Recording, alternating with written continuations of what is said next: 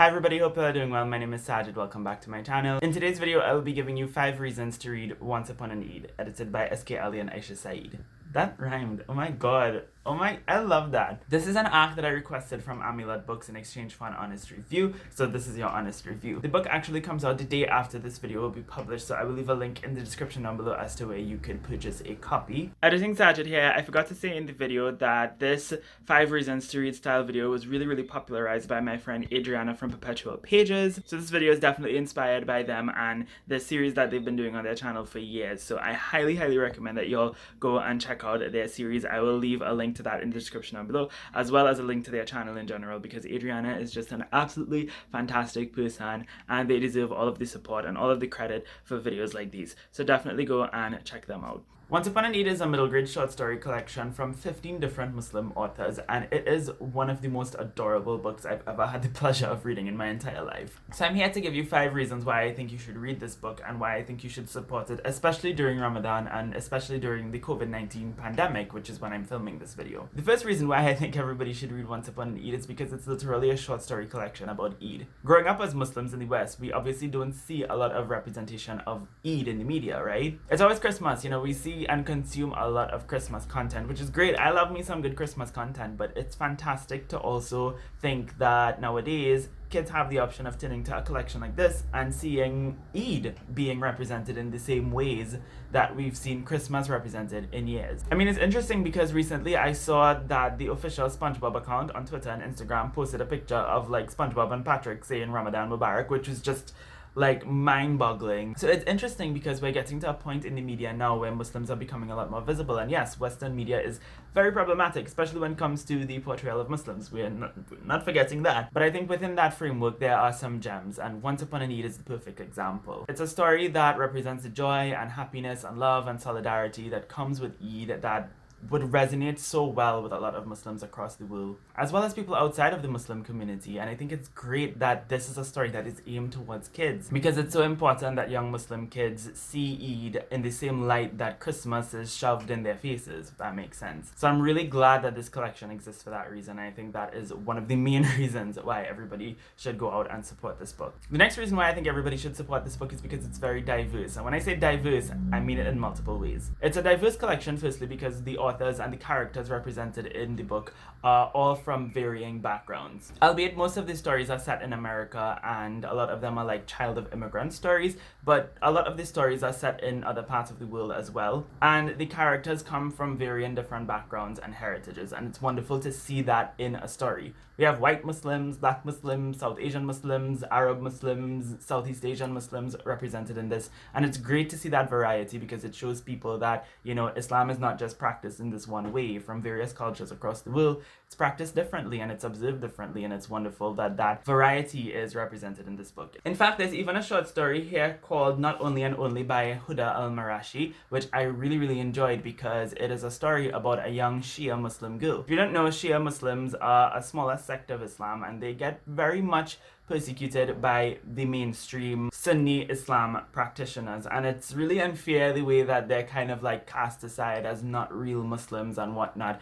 And the main protagonist in the story is kind of dealing with that internalized prejudice that she has been receiving for her entire life, and then she makes friends with another Muslim girl who is a Sunni Muslim girl, and she's afraid to tell her that she's Shia. So the story is kind of about her sort of contending with that. So that's just an example of how far this collection is willing to go in terms of representing various types of Muslims from various, or who have heritage from various parts of the world. But it's not just diverse in terms of the author's backgrounds, it's also diverse stylistically. Some of the stories in here are written in traditional prose, some of them are a little bit more experimental. There are some stories that are written kind of in verse, and there's even a story by G. Willow Wilson, who is the author of the Miss Marvel comic book series, that is literally a graphic story, and it's illustrated by Sarah Al-Ghafi, who's the illustrator of the cover, as well as other art pieces that are featured at the beginning of each story. So it's just a really dynamic collection, so it's great for all types of readers who enjoy all types of middle grade.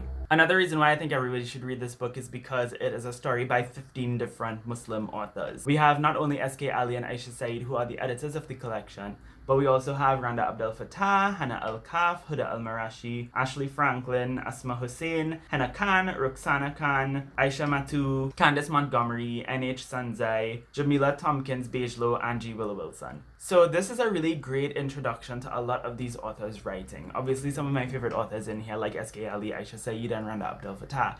So I think that if you are unfamiliar with some of these authors, it's a great way to introduce yourself to them, and it's also a great way to uplift multiple authors. As a collection that features multiple Muslim writers, you'll be supporting those multiple Muslim writers during the holy month of Ramadan, as well as during the coronavirus pandemic, which is when a lot of authors do need your support as well. Speaking of the pandemic, I think the fourth reason why everybody should read this collection is because of the fact that there are some really, really light-hearted stories that are very, very fluffy and that are not super dark or super deep in any way, but still really enjoyable. But then there are some stories that are a lot darker and that do go the extra mile to kind of represent characters who are not having the best Eid for whatever reason. And I think that that variety is really great because Eid isn't always happy-go-lucky. Sometimes you might lose a family member and it's your first Eid without them. Things just change. Maybe you moved, maybe something bad happened and Eid just isn't the same as it always was before. Or maybe you're in a global pandemic, so you're not able to celebrate Eid in the ways that you were able to in years previous. So I think this collection can be beneficial to persons who might not be having the best Eid, in terms of just letting them know that, you're not alone,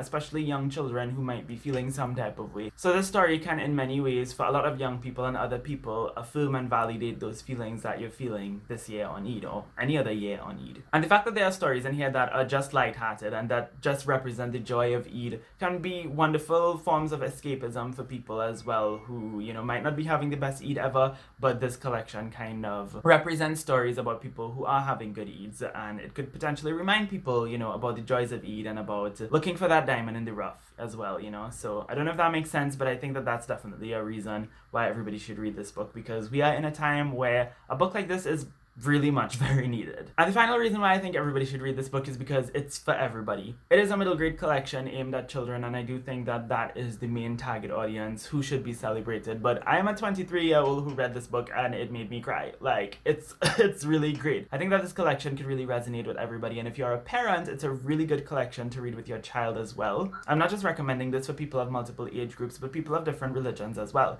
Obviously this book is a must for Muslims. If you are Muslim, definitely get this book, definitely buy it and give it to your kid for Eid. But also I think non-Muslims could really benefit from this story as well. As I said before, if a bunch of Muslims could grow up in the Western Hemisphere consuming media about Christmas once a year, what is it for non-Muslims to consume media about Eid? It could be potentially very educational as well, because a lot of people don't know a lot about Eid, people don't know a lot about Ramadan, people don't know that there's 2 Eids and not one, and people just don't know a lot about Muslims in general, and I think that this collection could be potentially educational for people who might not know what Eid is and how Muslims celebrate it, and who mightn't even be able to conceive of the diversity and variety in the ways in which Eid is celebrated. So I think that this collection is really for everybody, primarily for kids, that's the main audience. Kids, this is for y'all.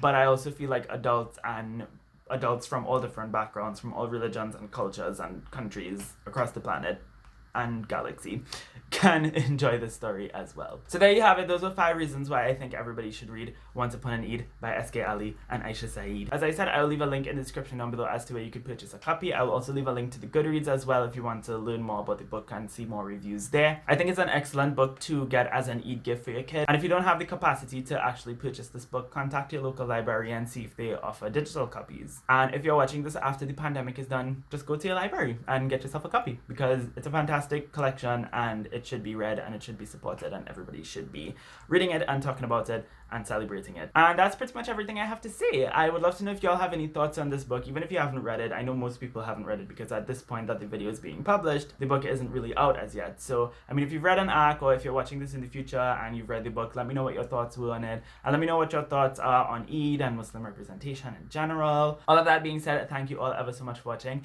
I hope you have a lovely, lovely day, and until next time, inshallah, keep reading and read Once Upon an Eid.